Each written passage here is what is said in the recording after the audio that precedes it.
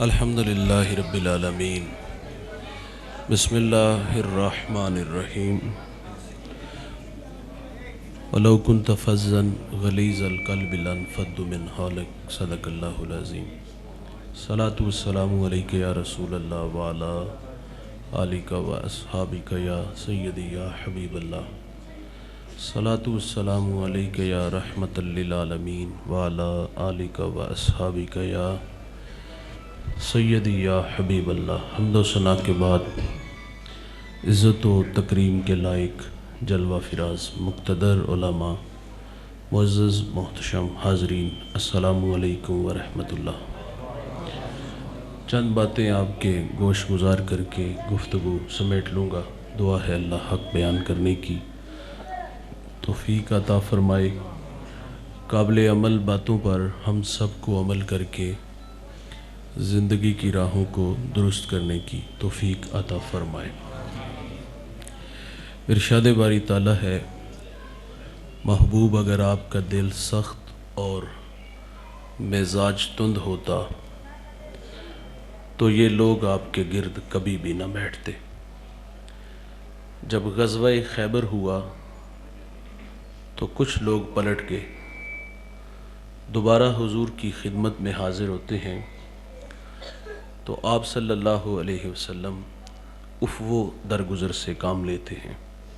دوستو، دین محبت سے پھیلا ہے، دین حسن اخلاق سے پھیلا ہے۔ ایک ہندو شاعر کہتا ہے، یہ لڑتے قبائل کو کس نے بتایا، محبت نہیں ہے تو کچھ بھی نہیں ہے۔ کائنات کی چمک، کائنات کی رونق، یہ سب محبت کے دم قدم سے ہے۔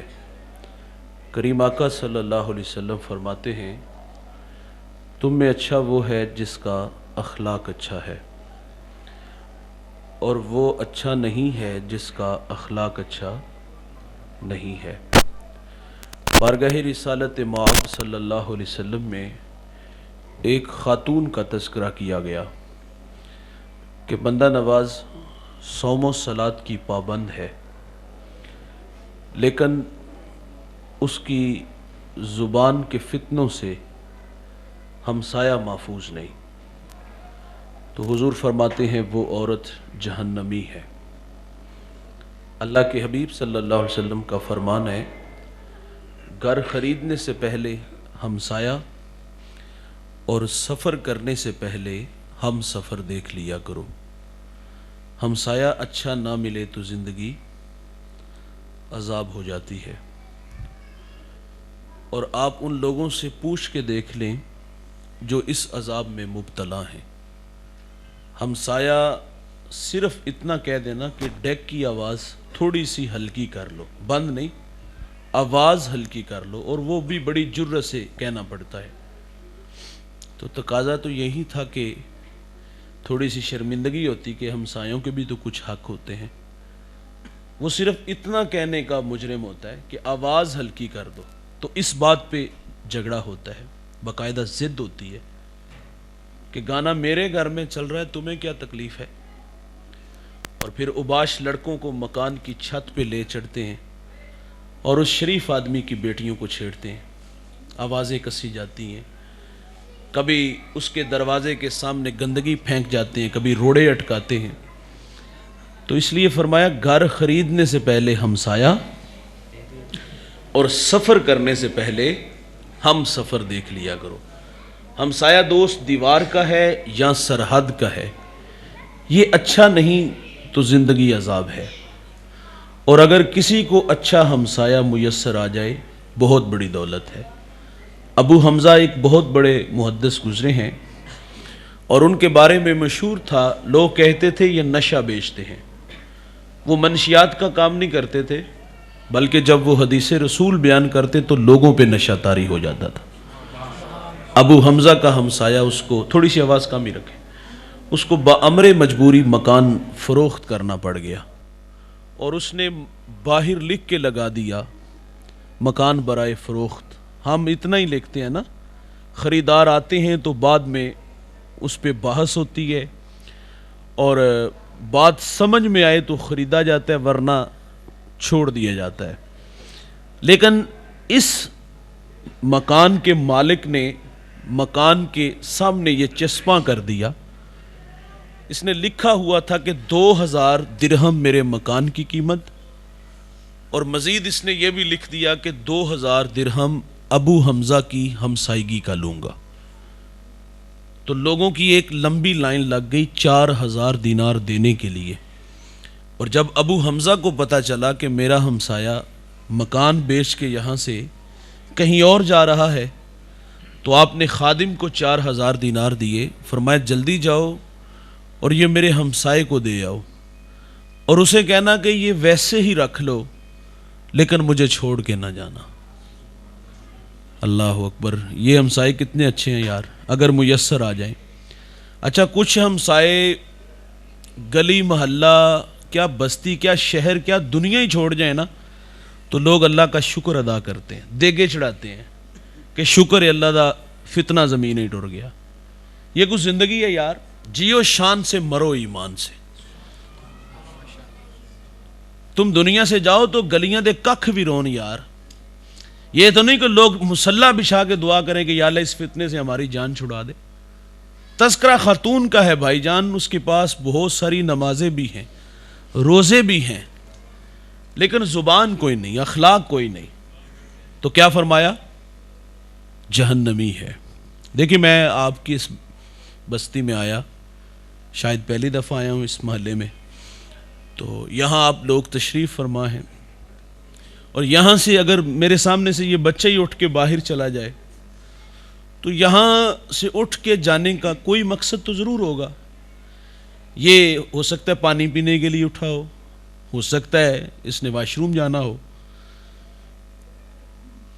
تو کچھ لوگوں کے بارے میں آپ جانتے ہو، مشہور بھی ہوتا ہے کہ جب یہ خطاب کرتے ہیں تو کسی کو جرت نہیں ہوتی مجمع سے اٹھ کے باہر جائے.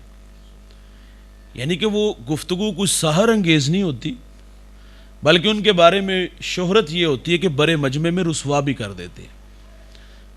میں اپنی بات کروں گا کہ یہاں سے یہ بیٹا اٹھ کے باہر جائے اور میں اس کو یہیں بیٹھے بیٹھے شرمندہ کر دوں، میری زبان کی تلخی سے یہ بچہ یہاں سے 200-300-400 لوگوں میں شرمندہ ہو جائے، تو مجھے بھی وہ خاتون نہیں بھولنی چاہیے جو نمازیں بھی پڑھتی ہے، روزے بھی رکھتی ہے، لیکن اخلاق ہی کوئی نہیں. تو اگر میرا رویہ آپ لوگوں سے ایسا ہوا کہ بڑے مجمع میں آپ کو رسوا کروں، تو کیا داور محشر میری تقریر میرے منہ پہ نہیں مارے گا؟ دین تو نام ہی رویوں کا نا بھائی. تو یہ ہمیں دیکھنا ہوگا. دیکھیے، آپ کی فیکٹری میں آپ کے ملازم ہیں، آپ کے ماتحت کام کرنے والے ہیں. اگر آپ کا رویہ اپنے ملازم کے ساتھ اتنا ناگوار ہو اور آپ اس کو بات بات پہ جھڑک دیں، رسوا کر دیں، تو کیا اللہ ان رویوں کا حساب نہیں ہم سے لے گا؟ تو اس لیے ہمیں اپنی زبانوں کو شائستہ رکھنا ہوگا، اپنے لہجوں میں نرمی رکھنا ہوگی. دیکھیے، وہ نمازیں بھی پڑھتی ہے، روزے بھی رکھتی ہے، لیکن اخلاق ہی کوئی نہیں ہے. فرمایا جہنمی ہے. 2 لفظ ہیں، 2 ٹوک فیصلہ ہے. اور اسی طرح ایک اور عورت کا تذکرہ حضور کی خدمت میں کیا گیا کہ حضور معمول کی نمازیں پڑھتی ہے اور معمول کے روزے رکھتی ہے، لیکن ہمسایہ اس کے رویوں سے بڑا مطمئن ہے. تو حضور فرماتے ہیں وہ عورت جنتی ہے. جنت کا معیار کیا ہے بھائی؟ اچھے اخلاق ہیں، میٹھے بول ہیں. انسان رویوں سے بڑا ہوتا ہے. امام منذری الترغیب و ترہیب میں ایک روایت لائے ہیں. یہ 6 صدی کے محدث ہیں، حدیث کی معتبر کتاب ہے. حضور کی خدمت میں ایک خاتون حاضر ہوتی ہے، ایک نوجوان حاضر ہوتا ہے جن کا نام تھا حضرت جابر بن سلیم رضی اللہ تعالی عنہ. ان کی حضور سے پہلی ملاقات تھی، اور میرے محبوب کو اللہ نے یہ کمال بخشا تھا کہ آپ پہلی ہی ملاقات میں اپنا بنا لیتے تھے. ان کے بول بہاروں جیسے اور اصحاب ستاروں جیسے، مٹھیاں مٹھیاں بولیاں مدنی ڈھول دیاں، کنا دے وچ رہندیاں مشری گول دیاں. لب کے لے آواں کتھوں سونا تیرے نال دا، دنیا تے آیا نہ کو تیری مثال دا. میٹھی میٹھی باتیں من میں اتری، ایمان نصیب ہوا، جانے لگے تو عرض کرتے آقا میرے دامن میں حکمت کے موتی ڈال دیجئے۔ بھائی جان، جو شخص ابھی ابھی ایمان کی دولت سے نوازا گیا، اس کو حضور صلی اللہ علیہ وسلم نے پہلی نصیحت کیا فرمائی؟ نماز پڑھا کرو، روزے رکھا کرو، موسم حج آئے تو حج کے لیے نکلو، مال کے نصاب ہو تو زکوٰۃ دو۔ نہیں، اس کو سب سے پہلی نصیحت یہ کی کہ لا تسبن احدا، فرمایا جابر کسی کو گالی نہ دینا، اس کو اخلاق سکھائی۔ اور آپ فرماتے پھر ساری زندگی گالی نہیں دی، فرمایا کسی جانور کو بھی نہیں گالی دی۔ اللہ اکبر۔ اور ہمارے رویے کتنے تلخ ہیں، ہم دوست ہیں تو دوست کے ساتھ کلام کس طرح کرتے ہیں؟ گالی کے ساتھ۔ یعنی ہم اپنے رویے دیکھ لینا، انہوں نے پہلی بات حضور سے سنی، سیکھی، تو فرماتے پھر ساری زندگی کسی جانور کو بھی گالی نہیں دی۔ تو ہمارے تو رویے یقین یعنی اتنے تلخ ہیں، ہماری بات ہی نہیں مکمل ہوتی اگر بات میں گالی نہ ہو۔ تو فرمایا گالی نہیں دینی۔ حضور تو فرماتے مرغے کو گالی نہ دو، کیوں؟ فرمایا وہ تمہیں نماز کے لیے اٹھاتا ہے۔ یہاں ایک جملہ عرض کروں گا، فرمایا مرغے کو گالی نہ دو، وہ تمہیں نماز کے لیے اٹھاتا ہے۔ اور آج لوگ علماء کو گالیاں دیتے ہیں، جو لوگوں کو دین سکھاتے ہیں، جنہیں استنجا کرنے کا بھی نہیں نہ پتا ہوتا، جو منہ میں آتا ہے وہ کہہ دیتا ہے۔ بھائی جان، ہم کہتے ہیں جس کو مصلی پہ کھڑا کرو نا، اس کی عزت بھی کیا کرو۔ ہم مصلی پہ بھی کھڑا کرتے ہیں، باہر جا کے چغلیاں بھی کرتے ہیں، چوک میں جا کے اس کی پگڑی بھی اچھالتے ہیں۔ تو فرمایا کسی کو گالی، حضور تو تعلیم دیتے ہیں کسی پر لعنت بھی نہ کرو۔ سیدنا صدیق اکبر رضی اللہ تعالیٰ عنہ ایک دن غلام سے ناراض ہو گئے اور اس پر لعنت کر دی، تو حضور فرماتے ہیں لعینا وصدیقینا کلا ورب الکعبہ، فرمایا صدیق بھی ہو اور لعنت بھی کرے، رب کعبہ کی قسم ایسا ہرگز نہیں ہو سکتا۔ اچھا، آپ اس بات سے شرمندہ ہوئے اور آپ نے اس غلام کو بطور جو ہے نا وہ کفارے کے طور پہ اس کو آزاد فرما دیا۔ فرمایا لعنت بھی نہ کرو۔ ام عائشہ رضی اللہ تعالیٰ عنہ فرماتی ہیں کہ یہودیوں کی ایک جماعت آئی اور انہوں نے معاذ اللہ آ کر کے جو ہے وہ السلام علیکم کہا، اس میں بے ادبی پائی جاتی ہے۔ تو آپ جلال میں آ گئی، تو آپ نے اس پہ کچھ باتیں ارشاد فرمائیں۔ تو اللہ کے رسول صلی اللہ علیہ وسلم فرماتے ہیں کہ مہلن یا عائشہ، مہلن یا عائشہ، عائشہ اب جانے بھی دو نا، اب جانے بھی دو نا۔ تو عرض کی حضور انہوں نے جو کہا، تو اللہ کے حبیب صلی اللہ علیہ وسلم نے وہاں نرمی محبت سے پیش آئے، فرمایا جانے بھی دو نا۔ تو بھائی جان فرمایا کسی پہ لعنت مت بھیجو، کسی کو گالی مت دو۔ دوسری نصیحت فرمائی کہ جابر بن سلیم نیکی کو حقیر نہ جاننا۔ دیکھیے بھائی جان، ہم روزانہ گھر سے نکلتے ہیں، دکان پہ، کارخانے میں، ہم مدرسے جاتے ہیں، ہم اسکول جاتے ہیں، اور کئی بار ایسا نہیں ہوتا ہمارے راستے میں کوئی روڑا آ جاتا ہے، کوئی پتھر آ جاتا ہے، اور آپ کا راستہ بھی آپ کے سامنے ہے کتنا دشوار ہے، اور یہ آپ کا ہی حوصلہ ہے، روزانہ آتے جاتے ہیں ان راہوں سے۔ خیر کبھی کبھی الجھاؤ تو ہو ہی جاتا ہے نا، تو ہم احتیاط سے گزر جاتے ہیں جہاں کوئی روڑا پتھر آ جائے نا۔ لیکن یہ احساس ہمیں کیوں نہیں روکتا کہ یار میرے بعد کوئی آنے والا میرا مومن بھائی، کوئی اجنبی جو ان راستوں سے آشنا نہیں، کہیں بے خبری میں اس روڑے سے پتھر سے نہ الجھ جائے۔ تو تقاضا تھا ہم سائیکل کھڑا کرتے، ہم موٹر سائیکل پہ ہیں، گاڑی پہ ہیں، کھڑا کر کے اس پتھر کو اٹھا کے سائیڈ پہ کر دیتے، لیکن ہم گزر جاتے ہیں اور یہ بھی خیال ہوتا ہے یار داجر کی ہوئے گا۔ رحمت حق بہانہ می جوید، اللہ کی رحمت بندے کو بخشنے کے بہانے ڈھونڈتی ہے۔ ایک بہت بڑے محدث دنیا سے چلے گئے، کسی کو خواب میں ملے، پوچھا ذرا سناؤ قبر میں کیسے ہو؟ کہا اللہ کا شکر ہے، قبر جنت کا باغ ہے۔ پوچھا کون سا عمل آپ کی بخشش کا سبب بنا؟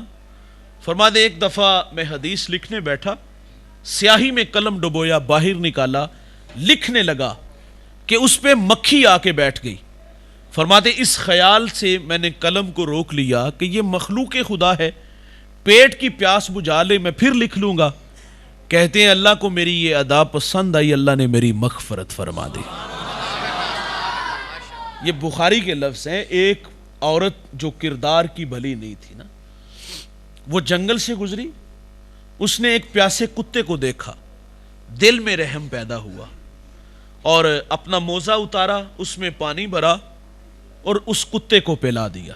میرے نبی صلی اللہ علیہ وسلم فرماتے ہیں اللہ کی رحمت جوش میں آ گئی، اللہ نے اس کے اس عمل کی وجہ سے اس کی مغفرت فرما دی۔ نیکی اگر ہاتھ لگے تو کبھی جانے نہ دو۔ اللہ اداؤں سے بخشتا ہے بھائی، بعض کا چھوٹا سا عمل بندے کی بخشش کا سبب بن جاتا ہے۔ نیکی کو حقیر نہ جانو۔ اور تیسری نصیحت فرمائی جابر بن سلیم، جس سے بھی ملو تو خندہ پیشانی سے ملو۔ ہم لوگ سٹیٹس کو بہار رکھتے ہیں، ہم ان لوگوں کے چہروں سے بھی نقاب نوچیں گے، اور انتہائی معذرت سے کہوں گا، دیکھیے لوگ ہم سے بہت ساری توقعات وابستہ کیے ہوتے ہیں، اپنے من کی باتیں ہم سے کہنا چاہتے ہیں، اور اس توقع اور اس خیال سے وہ ہمارے پاس آتے ہیں کہ یار یہ لوگ مذہبی ہیں، یہ دیندار لوگ ہیں، اور یہ ہمارا راز رکھیں گے۔ ہم تو بعض کا سکے بھائی کو بھی نہیں اپنے دل کی بات سناتے،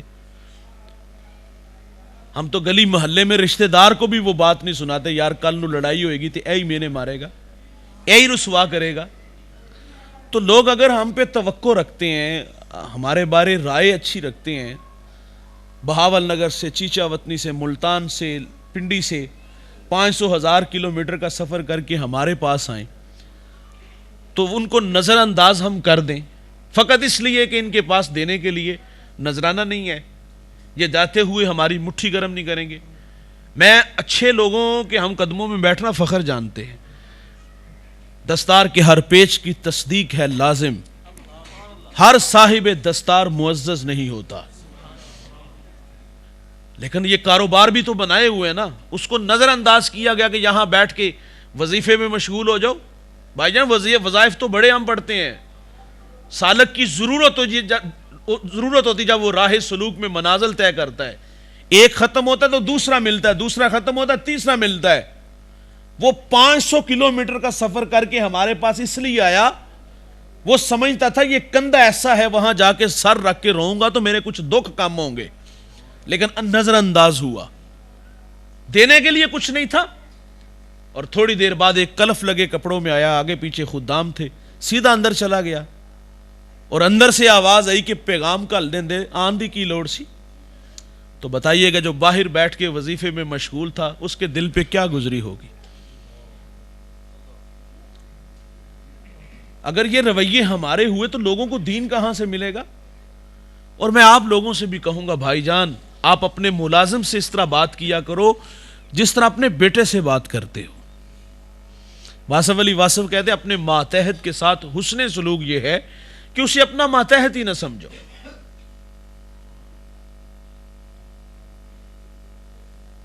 اور ایک اور بات، واصف علی واصف کا ہی جملہ ہے، آپ فرماتے بڑا آدمی وہ ہوتا ہے، ایک معیار آپ نے میں نے مقرر کیا، ہم سمجھتے جس کے پاس دوڑتی گاڑیاں ہوں، فلک بوس عمارتیں ہوں، بنگلے پلازے ہوں، ہم سمجھتے خیالیدہ سب نہ بڑا آدمی ہے۔ بھائی دولت سے انسان بڑا نہیں ہوتا، یہ ہمیں کسی نے غلط بتایا ہے۔ یہ دولت تقسیم ہے، کسی کو اللہ نے تھوڑی دی، کسی کو اللہ نے، جس کو تھوڑی دی اس کے لیے بھی امتحان، اور جس کو زیادہ دی اس کے لیے بھی۔ دولت سے انسان نہیں بڑا ہوتا بھائی، یہ غلط فہمی ہوئی ہمیں، لیکن ہم نے یہ معیار مقرر کیے ہیں کہ بڑا وہ ہے یار، اور ہم انہیں رشک کی نگاہ سے دیکھتے ہیں۔ نہ بھائی، دولت سے انسان بڑا نہیں ہوتا۔ واصف علی واصف کہتے ہیں بڑا وہ ہوتا ہے جس کی صحبت میں بیٹھنے والے لوگ خود کو چھوٹا نہ محسوس کریں، جس کی صحبت میں بیٹھنے والے لوگ خود کو چھوٹا، لیکن ہمارے دیہاتوں میں کہتے ہیں اوقات اچ رکھ، اوقات آپ لوگ جانتے کس چیز کا نام رکھا ہے؟ ہم نے دولت کو معیار بنایا، لیکن وہ میاں صاحب تو ایک جگہ تنقید کرتے، وہ کہتے بے وقوفاں دے نوکر ویکھے دانش مند سیانے۔ بھائی جان دولت سے انسان نہیں، انسان رویوں سے بڑا ہوتا ہے۔ میرے ایک ٹیچر ہیں سلیم دلاوری، بڑا اچھا لکھتے ہیں، وہ کہتے ہیں مٹی جے نہ مٹی تے رہی مٹی، مٹی مٹی تے راہ نجات بن گئی، ہستی ہیٹ رہ گئی یاد باقی، پیار کسے دا درد سوگات بن گئی۔ انسان رویوں سے بڑا ہوتا ہے، انسان اخلاق سے بڑا ہوتا ہے۔ ایک بہت بڑا مذہبی اسکالر دسترخوان پہ بیٹھ کے کھانا تناول کر رہا تھا، تو باہر ایک جھاڑو دے رہا تھا، تو انہوں نے کہا کہ بیٹا آ کے کھانا کھا لو۔ اس نے نظر اٹھائی، کانوں کا دھوکا لگا کہ غریبوں کو کون منہ لگاتا ہے؟ غریب تو رشتہ دار بھی ہو تو ہم منہ نہیں لگاتے، غریب بھائی ہو تو بھائی منہ نہیں لگاتا، ہاں غریب بہن ہو تو بھائی بہن کو منہ نہیں لگاتا۔ یہ رویے ہیں ہمارے۔ غریب تو رشتہ دار بھی نہیں نہ ہوتا، غریب بیچارہ تو کال کر لے تو ہم فون نہیں اٹھاتے، ہم کہتے کہ قرضہ ہی نہ مانگ لے، اگر دے دیے تو واپس کیسے کرے گا؟ وہ کام میں لگا ہوا تھا، انہوں نے کہا بیٹا کھانا کھا لو، اتنا بڑا عالم تھا، پھر کام میں لگ گیا، پتہ نہیں کنوں آواز ماری ہے۔ انہوں نے پھر کہا بیٹا کھانا کھا لو، نظر اٹھائی اور ششدر ہو کے کہتے مولانا مجھے تو نہیں کہہ رہے؟ کہا ہاں بیٹے میں آپ کو ہی کہہ رہا ہوں، کام چھوڑو، ہاتھ دھو اور آ کے میرے ساتھ کھانے میں شامل ہو جاؤ۔ اچھا اس نے جھاڑو وہاں رکھا، ہاتھ دھونے نہیں گیا، بلکہ اس نے وہاں سے دوڑ لگائی، اور تھوڑی ہی دیر بعد میں وہ واپس آیا، اس کے ساتھ اس کی بیوی اس کے بچے بھی تھے۔ وہ کہتا ہے حضرت کھانا بعد ہی کھاواں گے، ہم عیسائی ہیں، ہمیں محمد عربی کا غلام بنا دیجئے۔ یار اسلام پہ 3 گھنٹے کا لیکچر نہیں دیا، صرف 2 میٹھے بول بولے ہیں کہ پتر کھانا کھا لے، خالی دامن ایمان سے بھر رہا ہے۔ بھائی جان آپ بھی تو دسترخوان کچھ اس طرح کے بچھا کے جاؤ نا، آپ بھی تو خدمت والا مزاج بناؤ نا۔ واصف علی واصف نے ایک ادارہ بنایا، تو کسی کو کتابیں فری دے رہے ہیں، کسی کو یونیفارم فری دے رہے ہیں، کسی کی فیس معاف کر رہے ہیں۔ تو کسی نے کہا حضرت اس طرح تو نہیں ادارے چلتے، تو آپ فرماتے یار میں تے اپنے جنازے واسطے بندے کٹھے کرن رہے ہیں۔ تو بھائی کچھ جنازے واسطے بھی تو بندے کٹھے کرنے چاہیے نا، کچھ دسترخوان بھی تو ایسے ہونے چاہیے نا۔ تو یہ اخلاق ہے بھائی۔ کہا پتر کھانا کھا لے۔ تو دیکھیے بھائی جان کوئی لیکچر نہیں، کوئی دلائل نہیں، یہ 2 میٹھے بول تھے کہ ایمان کی دولت اپنے آپ کو بھی اور بچوں کو بھی نصیب ہوتی ہے۔ انسان اخلاق سے بڑا ہوتا ہے۔ میرے نبی فرماتے جس سے بھی ملو تو خندہ پیشانی سے ملو۔ ہمارے رویے دیکھ لیں، امیروں کے ساتھ کیسے ہوتے ہیں اور غریبوں کے ساتھ کیسے ہوتے ہیں۔ امیر کے ساتھ سارے تقاضے پورے ہوتے ہیں، اور ماڑے بندے دے نال ہمارے رویے کیسے ہیں؟ اللہ اکبر۔ مجھے کسی نے، ایک دوست نے بڑے ہنستے ہوئے ایک بات کہی، وہ دل کو بڑی لگی۔ وہ کوئی قرض لینے آیا نا امیر آدمی کسی سے، تو وہ کہتے ہیں کہ جھوٹ تے ماڑے بندے کے بولنا پہندا کہ میرے کول نہیں ہے، سانو پتہ نہیں تو لب جانے نے، ایتھے جھوٹ بولن دی کیڑی لوڑ ہے؟ تو بھائی جان ان لوگوں پہ خرچ کرو، ان لوگوں سے محبت کرو، اللہ رسول راضی ہوں گے۔ انسان رویوں سے بڑا ہوتا ہے، جس سے بھی ملو تو خندہ پیشانی سے ملو۔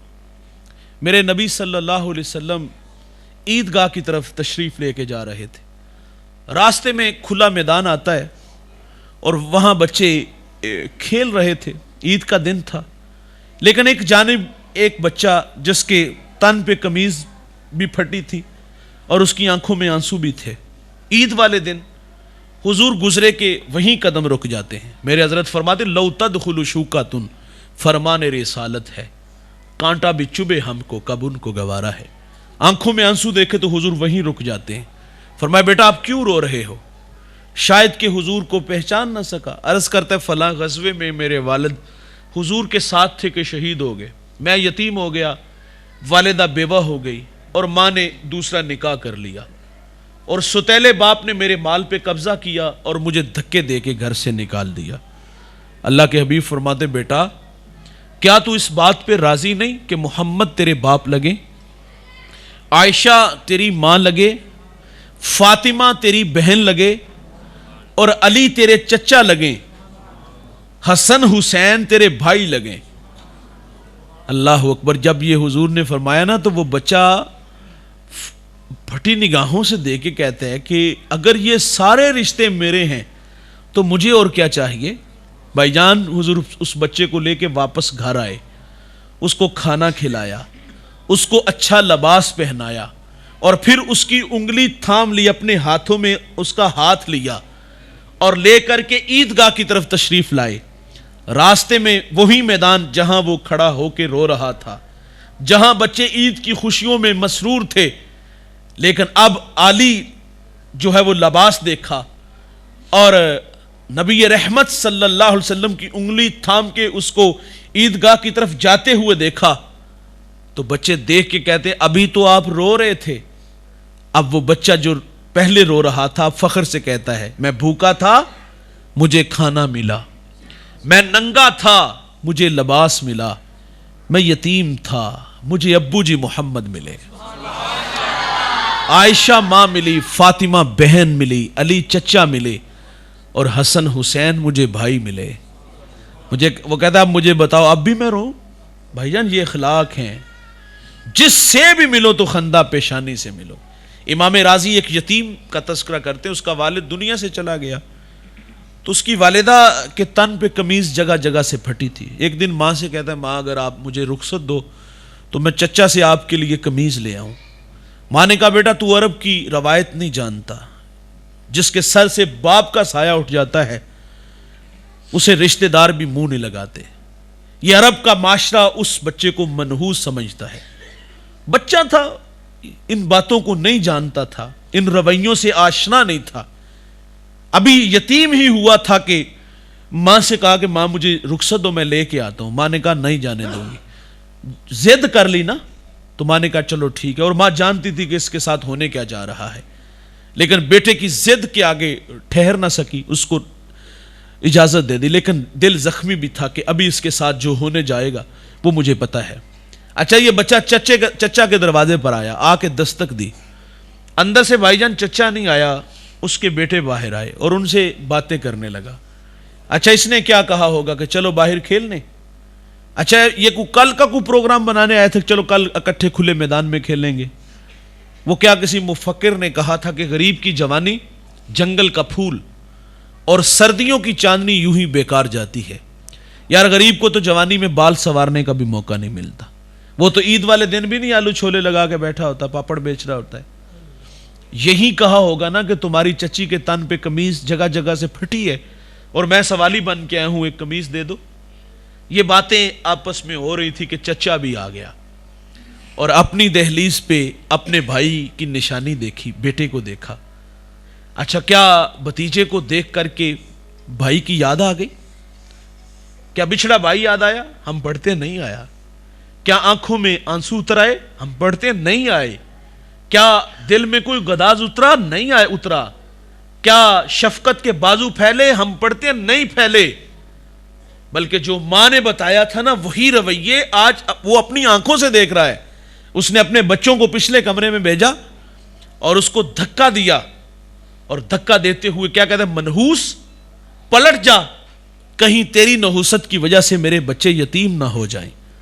آپ گینہ دل ٹوٹ گیا, آنکھوں سے آنسو بہ نکلے. میرے نبی فرماتے جب یتیم روتا ہے تو اللہ کا عرش بھی کانپ اٹھتا ہے. یہ دکھتا ہوا دل لے کے واپس پلٹا. سرے راہ حضور کے غلام سے ملاقات ہوئی, آنکھوں میں آنسو دیکھے, رک کر کے کہا بیٹا آپ کو کس نے مارا, کس نے رلایا, کس نے تڑپایا, کس نے دکھ دیے, کس نے دھکے دیے؟ وہ کہتا ہے عرب کے معاشرے نے مجھے دھکے دیے, مجھے ان تلخ ہواؤں نے دھکے دیے. کہا کیا ہوا؟ کہا چچا نے مارا ہے, چچا نے دھکے دیے, منحوس کہا ہے. تو پھر وہی اجنبی جو سر راہ ملا تھا میرے نبی کا غلام, انہوں نے کہا بیٹا گھبرانے کی ضرورت نہیں, اب وہ آ گیا ہے اس دنیا میں جو دکھیوں کے دکھ بانٹتا ہے, جو بے سہاروں کو سہارا دیتا ہے. وہ نبیوں میں رحمت لقب پانے والا, مراد غریبوں کی بھر لانے والا, وہ اپنے پراؤں کا غم کھانے والا, مصیبت میں غیروں کے کام آنے والا. کہا بیٹا میرے نبی حرم میں تشریف فرمائے, جاؤ جو مانگو گے وہ عطا کریں گے. یہ گھر آیا, ماں نے کہا تجھے منع کیا تھا نا. کہا ماں تو ٹھیک کہتی ہے, لیکن ماں سنا ہے اس شہر مکہ میں ایک شخصیت ایسی ہے جو مانگو عطا کرتے ہیں. کہا کون ہے وہ؟ کہا زمانہ اس شخصیت کو محمد صلی اللہ علیہ وسلم کے نام سے جانتے ہے. تو ماں کہتی ہے نہیں جانے دوں گی. کہا ماں کیوں نہیں جانے دوں گی؟ کہا بیٹے میں نے اس کے بارے میں سنا ہے جو اس کو ملتا ہے وہ اپنا دین دھرم چھوڑ دیتا ہے اور اسی کا ہو جاتا ہے. اس بچے نے کہا ماں میں نے قمیض لینی ہے, دے دیں گے ٹھیک, نہیں تو میں واپس آ جاؤں گا. ماں نے پھر اجازت دے دی. حضور کی خدمت میں یہ بچہ بھی حاضر ہو گیا. بھائی جان سائل آپ کے دروازوں پر آتے ہیں, ہمارے دروازوں پر بھی آتے ہیں, اور مانگنے کے کچھ آداب تو ہوتے ہیں نا بھائی. کیا کچھ نہیں ہمیں کہتے, سیٹھ صاحب, شیخ صاحب, مولانا صاحب, ہمارے کاروبار کو دعائیں, ہمارے بچوں کو دعائیں, اور پھر ہم کسی کو مٹھی آٹا دے دیتے ہیں یا 2 آنے پھڑا دینے ہیں. بس یہی ہوتا ہے نا, کسی کو 5 دے دیے, کسی کو 10 دے دیے, اور کتنی دعائیں ملتی ہیں. تقاضا ہے مانگنے کا. اچھا یہ بچہ حضور کی خدمت میں حاضر ہوا تو اس پہ کچھ تقاضے تھے. پہلے یتیمی کا داغ دکھاتا, پھر اپنوں کے رویے بتاتا, پھر راستے میں ملنے والے آپ کے غلام کا تذکرہ کرتا کہ میں نے آپ کے بارے میں سنا ہے آپ بڑے رحیم ہو, شفیق ہو, جو مانگو عطا کرتے ہو. اتنا کہنا چاہیے تھا نا, لیکن اس نے کوئی ایسی بات نہیں کی, بلکہ آگے کہتا ہے جناب والا میں نے آپ کے دین کو قبول نہیں کرنا. میری ماں کے تن پہ قمیض جگہ جگہ سے پھٹی ہے اور میں ایک سوالی بن کے آیا ہوں, مجھے قمیض دے دو. حضور ناراض نہیں ہوتے یار, قمیض کے بٹن کھولتے ہیں, اتارتے ہیں اور اس یتیم کو عطا فرما دیتے ہیں. اور پھر یوں بازو پھیلا لیے, فرمایا آجو بیٹا میں محمد کے سینے سے لگ جاؤ. بتائیے گا جو سینہ رسول اللہ کے سینے سے لگا ہوگا وہاں کفر ٹھہرا ہوگا؟ جس سے بھی ملو تو خندہ پیشانی سے ملو. بھائی جناب بلا امتیاز, یہ امیر رشتہ دار ہے, یہ غریب رشتہ دار ہے, یہ امیر محلے دار ہے, یہ غریب محلے دار ہے, یہ کلف لگے کپڑوں میں چلتا ہے, یہ پیوند لگے کپڑوں میں گزرتا ہے. بھائی جان بلا امتیاز ایک دوسرے کو محبت دینا شروع کر دو, مسکرا کے ملنا شروع کر دو. آپ کو ایسا لگے گا کہ پورا خیالی بائی پاس ہی مسکرا رہا ہے. یہ جو ہم نے بت بنائے ہوئے نا انا کے اور دولت کے, تکبر جو ہمارے ساتھ ساتھ چلتے ہیں, یہ زندگی خوبصورت نہیں. زندگی جو بے تکلف ہونا یار, آپ گزرو تو لوگ کہیں کہ یار کوئی اللہ کا بندہ گزر کے گیا ہے, بعد میں آپ کو برا بلا نہ کہیں یار. تو جس سے بھی ملو تو خندہ پیشانی سے ملو. ایک نصیحت میرے رسول صلی اللہ علیہ وسلم نے یہ بھی فرمائی. ہم گفتگو کو جلدی سمیٹ لیتے ہیں, اس کے میرے بعد بھی ثنا خان رسول انشاءاللہ نعت پڑھیں گے. تو ایک نصیحت فرمائی جابر بن سلیم, کسی کو شرمندہ نہ کرنا, کسی کو شرمندہ نہ کرنا. اور ہم قدم قدم پہ کرتے ہیں. کوئی بندہ گناہ چھوڑ کے مسجد میں آ جائے نا تو کتنی بڑی بات ہے بھائی. سورج مغرب سے طلوع ہوا ہے, نہیں نہ ہوا. توبہ کا در بند ہوئے, نہیں ہوا بھائی. توبہ کا در بھی کھلا ہے اور سورج مغرب سے طلوع نہیں ہوا. کوئی بندہ گناہ چھوڑ کے اللہ کے حضور آ جائے تو اللہ کی عادت کیا ہے, میں نے حدیث میں پڑھا ہے, حضور فرماتے ہیں اللہ اس کے گناہ کو لوح محفوظ سے مٹا دیتا ہے. ہم تو مائل بکرم ہیں کوئی سائل ہی نہیں, راہ دکھلائیں کسے کوئی راہ روے منزل ہی نہیں. جو گناہ چھوڑتے ہیں اللہ معاف فرما. ایک بندے نے 20 سال عبادت کی اور 20 سال اللہ کی دہلیز سے دور چلا گیا. 40 سال عمر ہوئی, داڑھی میں سفید بال آئے, آئینے کے سامنے کھڑا ہوا تو رونے لگا. اللہ اکبر, اور رو کے کہتا ہے یا اللہ 20 سال ہو گئے نے نافرمانیاں کر دیں. تو بڑی دھیمی آواز میں کہتا ہے اللہ اگر میں آ جاؤں آتے, ہائے ہائے اگر میں آ جاؤں تو معاف کر دے گا. تو آواز آتی ہے ہاتف سے, تو نے 20 سال میری فرما برداری کی, میں نے تیری عبادت قبول کی, پھر 20 سال تو دوڑ گیا میری دہلیز سے, میرے حکموں کو توڑتا رہا, مجھے ناراض کرتا رہا, کہا میں نے تیرا انتظار کیا, میں انتظار کرتا رہا, تو آ گیا ہے, تیرا رب رحیم بھی ہے, تیرا رب کریم بھی ہے, جا میں نے تیرے سارے گناہ معاف فرما دی. بھائی اللہ معاف کر دیتا ہے, یہ عادت ہمیں بھی اپنانی چاہیے. لیکن ایک بندہ گناہ چھوڑ کے مسجد میں آئے نا تو نمازی لوگوں کے رویے بھی ہم نے پڑھے ہیں معذرت سے. گناہگار کے لیے امتحان کو ایک نہیں کافی ہوتے ہیں، ایک تو ماضی کی تلخیاں ہوتی ہیں، وہ تو بیچارہ کسی کو تبلیغ کر رہا ہو نا باہر چونک میں کھڑا ہو کے گلی کی نکر پہ، تو پرانا کوئی یار راستے میں گزرتے مل جائے نا تو اس کی تبلیغ کو غیر مؤثر کرتا ہے. اور رات تک بھول گئے ہیں جی تو کٹھے بیٹھ کے شراب پیندے سا رنڈیوں کے ساتھ گزارتے تھے، آج حاجی ثناء اللہ بنا بیٹھے، وہ بیچارہ دکھی ہو کے مسجد میں آتا ہے کہ چلو یار وہاں لوگ معقول ہوں گے، زبانیں شائستہ ہوں گی، میں جاؤں گا تو مجھے عزت والی جگہ پہ کھڑا کریں گے انتہائی معذرت سے. لیکن ہم جب وہ بندہ جو گناہ چھوڑ کے مسجد میں آیا ہے، جو ہی مسجد میں اس کے قدم ہوتے تو ہماری زبانیں بھی بڑی تلخ ہوتی ہیں. ہم کہتے ہیں لے سو چوہے کھا کے بلی حج نو چلی اور تینوں مسجد راکی نے وہایا. او بھائی جان اسی اللہ نے دکھایا جس اللہ نے آپ کو دکھایا ہے. کیا کچھ نہیں کہتا چور چوری چھوڑ دیتا ہے، ہیرا پھیری نہیں چھوڑتا، جوتے چرانے آئے ہو. تو ہم قدم قدم پہ ذلیل کر دیتے ہیں. فرمائے شرمندہ نہ کرو. حاتم اسم ایک بزرگ گزرے، اسم بہرے کو کہتے ہیں. وہ بہرے تھے نہیں لیکن انہوں نے اس نام سے شہرت پائی ہے. شہرت کا سبب کیا تھا کہ آپ کی مجلس میں لوگ بیٹھے ہوئے تھے اور ایک بڑھیا بھی آ کے بیٹھ گئی اور اس کی ہوا خارج ہو گئی بلند آواز میں، محفل کے آداب کا لحاظ نہ رکھ سکی. اچھا جب اس کی باری آئی تو فرمایا ماں جی کیسے آئے ہو؟